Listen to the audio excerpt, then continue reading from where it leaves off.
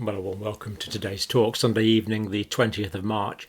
It looks like the Omicron variant is about to run rampant through China, and we'll look at that in context of a few other countries.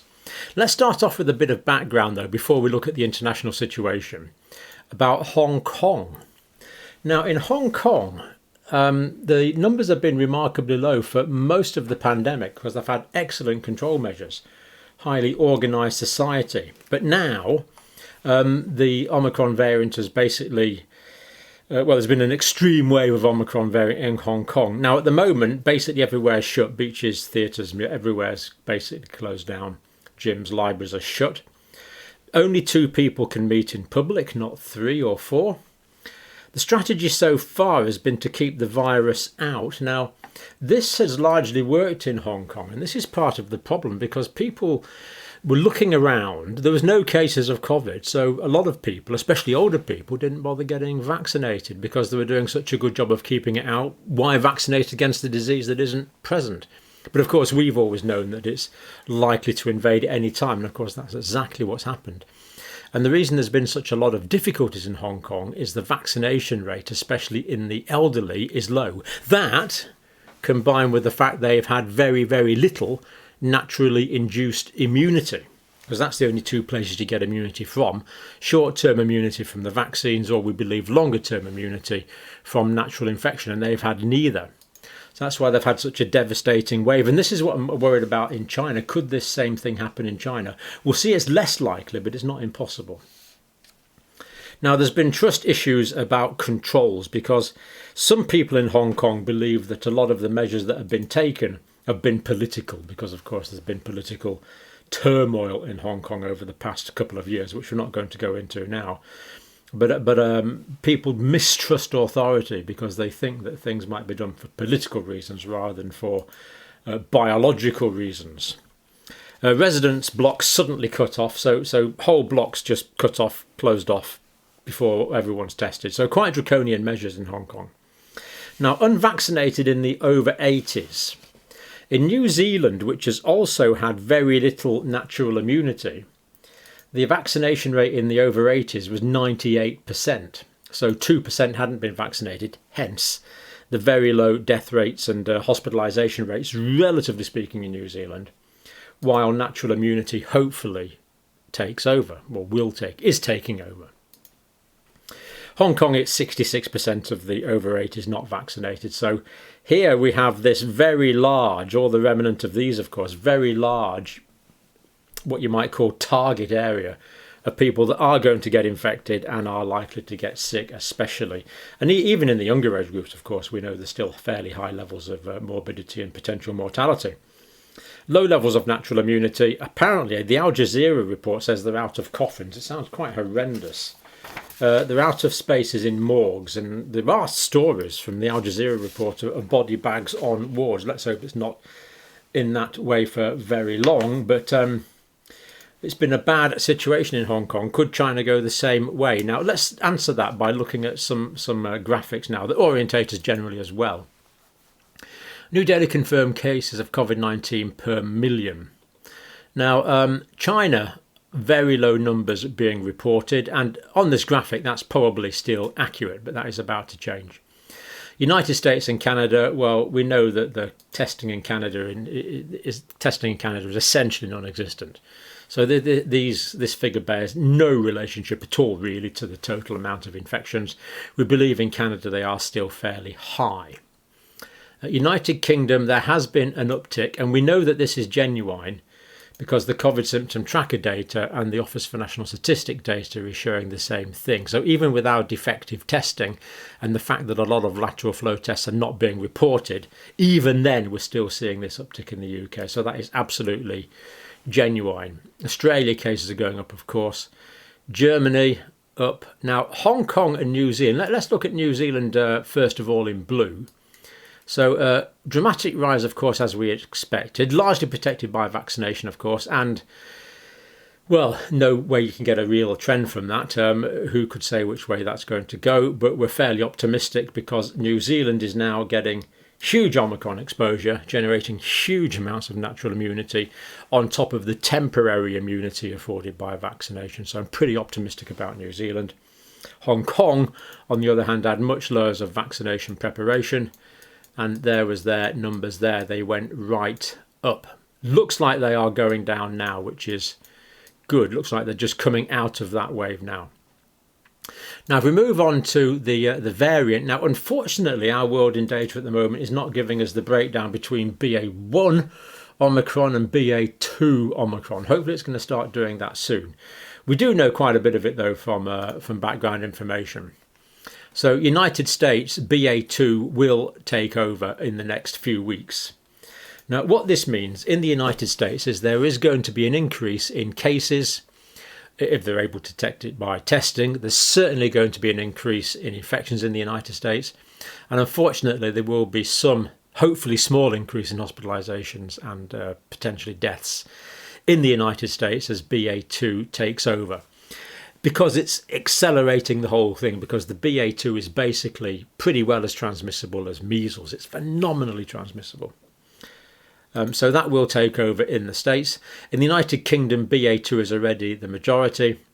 Not sure about the New Zealand, German and Australia data on BA2. But we see Omicron as well and truly taken over, that is for sure.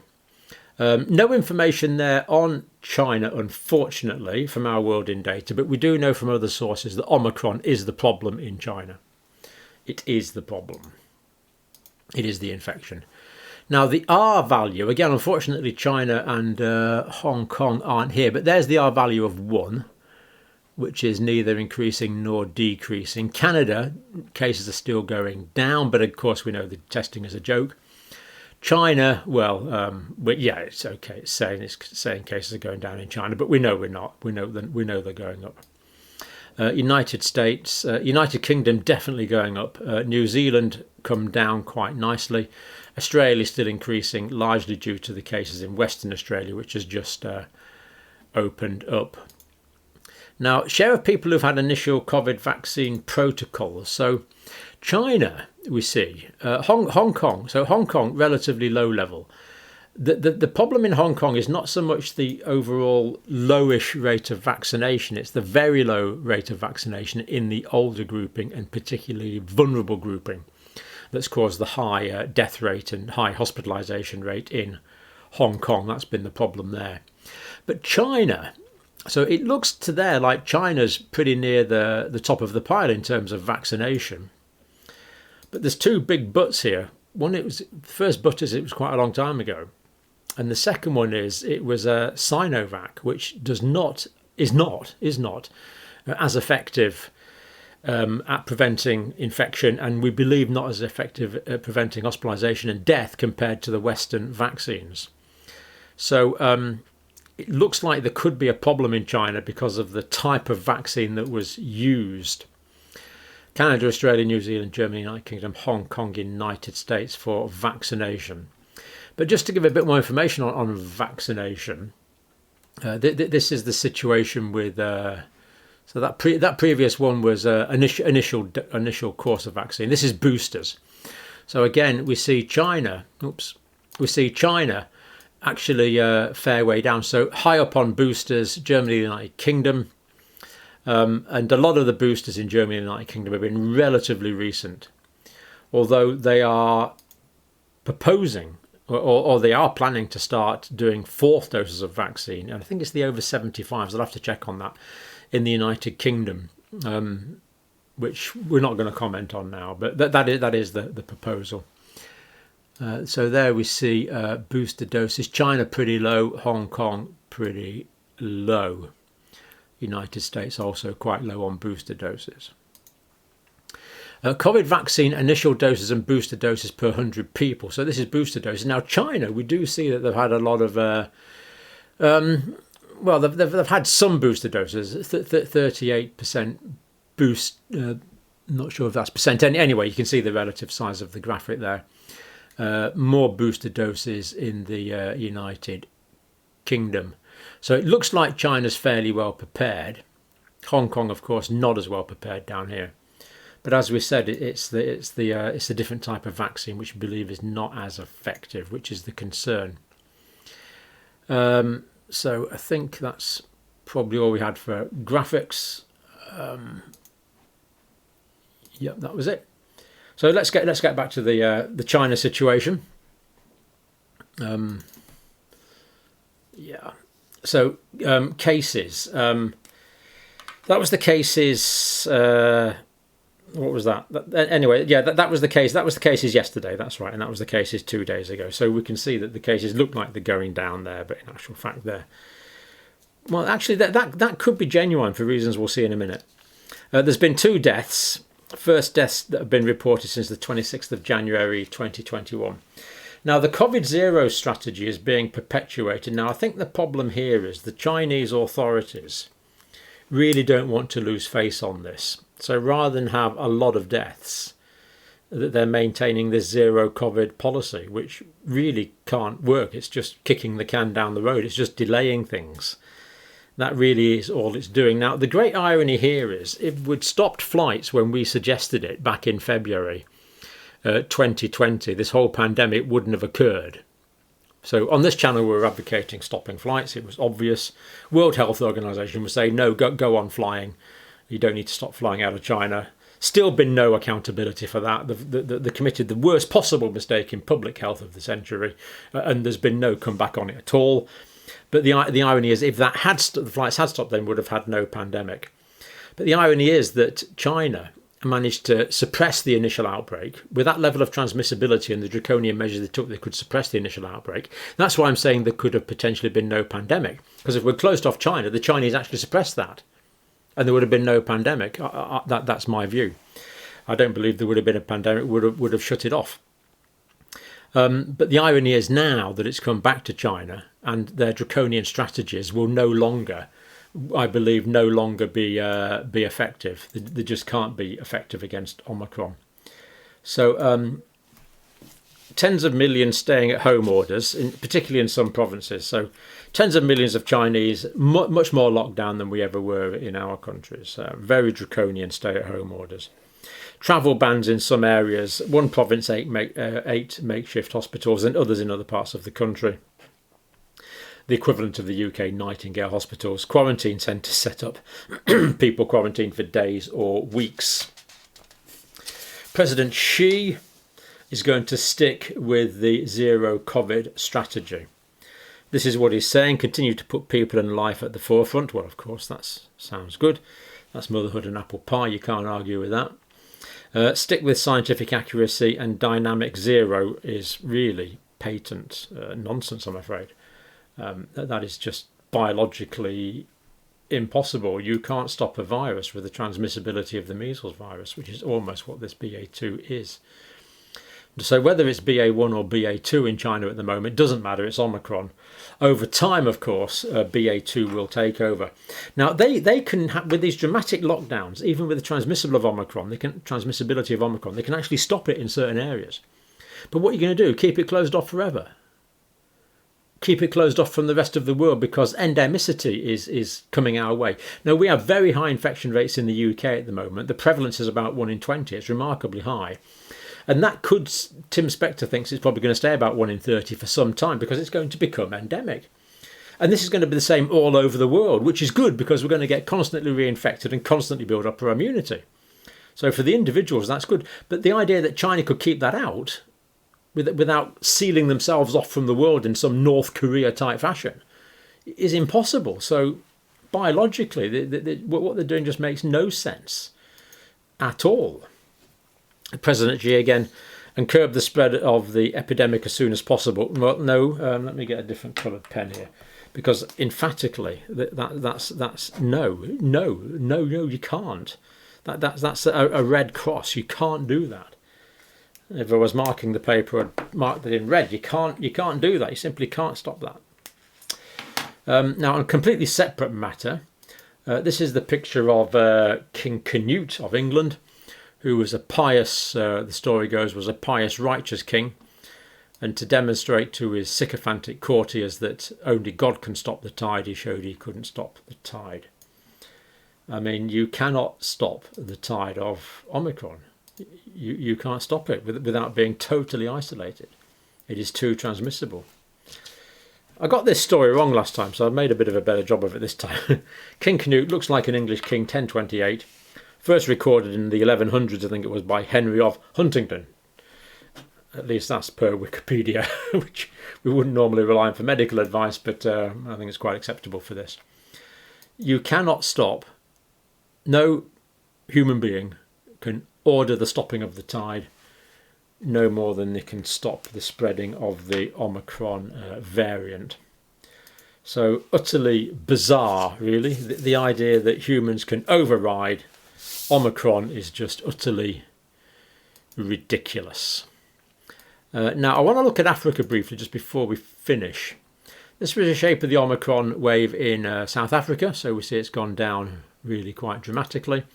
Hospitalisations, currently 2,000 people hospitalised in South Africa with a positive diagnosis, but we believe that well over half of these are incidental findings because, again, in South Africa, this is becoming endemic.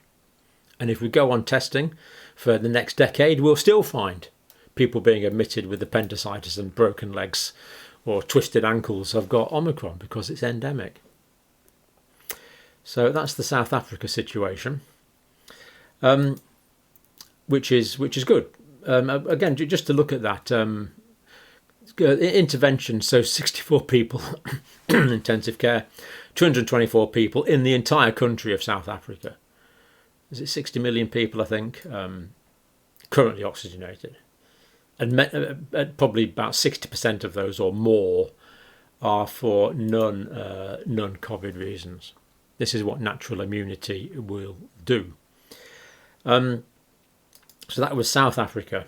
Now I'm going to comment on Africa in a minute, just at the end. But before we do, I want to get a report directly from our friend in Uganda.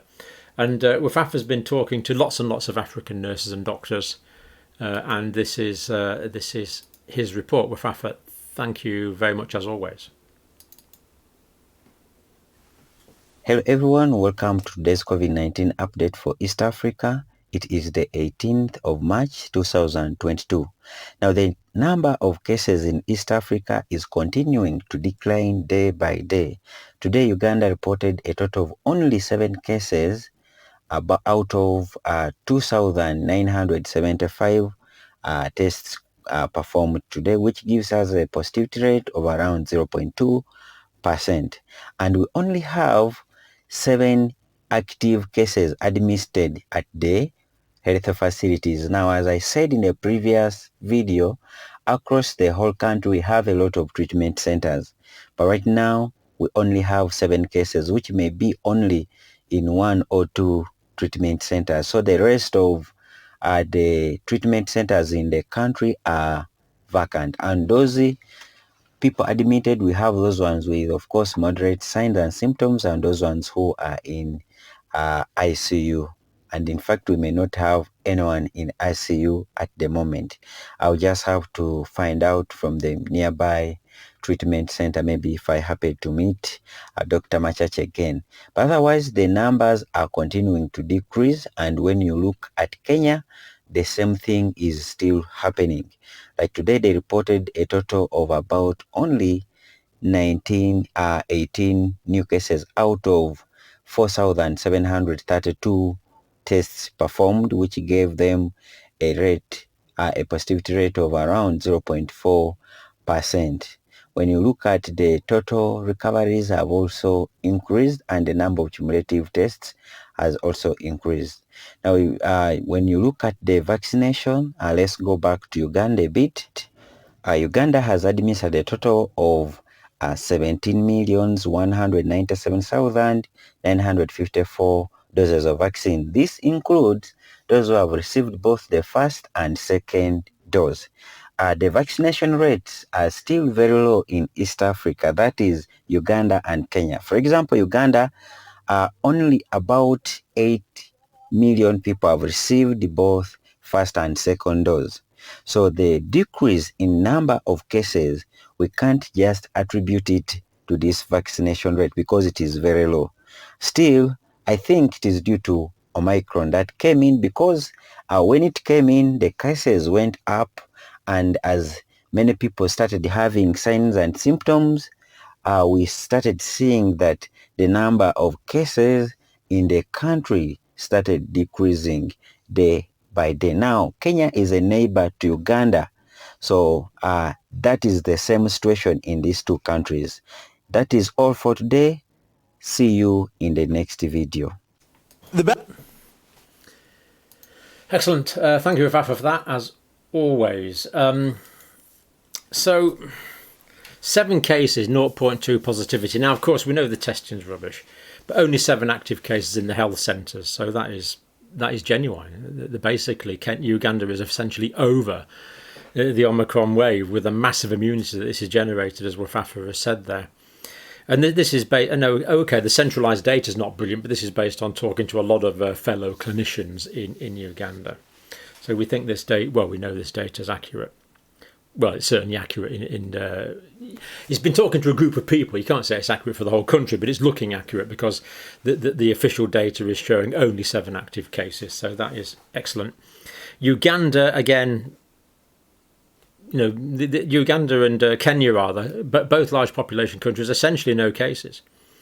But I think Uganda, it's said only 8 million people have had the full course of the vaccine out of the full population. So this is due to natural immunity from Omicron, which Wefwafwa has said there, and which reflects the conversations he's had with many doctors in Uganda. So the opportunity to help Africa with COVID vaccination would appear to be past, because the Omicron is the vaccine that, according to the Ugandan doctors we've talked to, the Omicron is the vaccine that they didn't get out or failed to make. Now, just before we finish on that point, I just read an article here from the Guardian, the popular press, but apparently they've come across a document which shows that there's a compromise between the United States, the European Union, India, South Africa, and big business, big pharma, to end the deadlock over an intellectual property waiver for the vaccine. Now, this was first mooted to the World Economic Group, or whatever it's called, I can't remember. I've forgotten the name of it. But it was first mooted about getting on for 2 years ago now, 18 months ago at least. So it looks like they might be on the cusp of making some tentative agreement to waive intellectual property rights for allowing African countries to make their own vaccine against COVID-19. As we've seen, Omicron has already done the job. This is laughable. So it looks like if we had a combination of the United States, the European Union, India and South Africa, and big business, all together in a brewery, they would really struggle to get a few thirsty people drunk. You could have 100,000 litres of lager there, and 10,000 litres of beer there, and 5,000 bottles of whiskey there, and 10,000 of bottles of gin there, and several hundred people waiting for a drink roundabout, and all these would be sitting there at the meetings. And 18 months later, it looks like the first drink wouldn't have been served. It really is completely, utterly laughable if it wasn't so serious. Now, fortunately, Omicron has come along and saved these many lives in Africa. No thanks to the United States, European Union. The United Kingdom's been involved in this as well, of course. India, South Africa, and big business trying to organise an intellectual property waiver right. It's just a complete joke. And I really do believe that these groupings could not organise a few drinks in a brewery.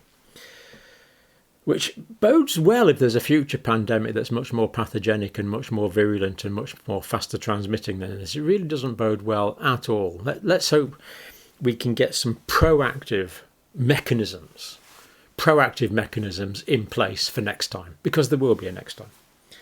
But for this time, it's looking good in Africa, quite concerned about China. Cases are going to go up in the United States. They are going up in the UK now. I believe this will be short-lived. I believe the change is the BA2 taking over from the BA1. But that is going to generate a lot of immunity. What we don't know, and this is still a concern, is the degree to which Omicron is likely to cause long COVID. No data on that yet. I've been looking out for it on a daily basis. As soon as we find it, of course, we'll talk about that. But we can say that levels of immunity are increasing dramatically as we speak. For example, in the UK, 1 in 20 people is currently infected. So there we are, a mixture of news today, and thank you for watching.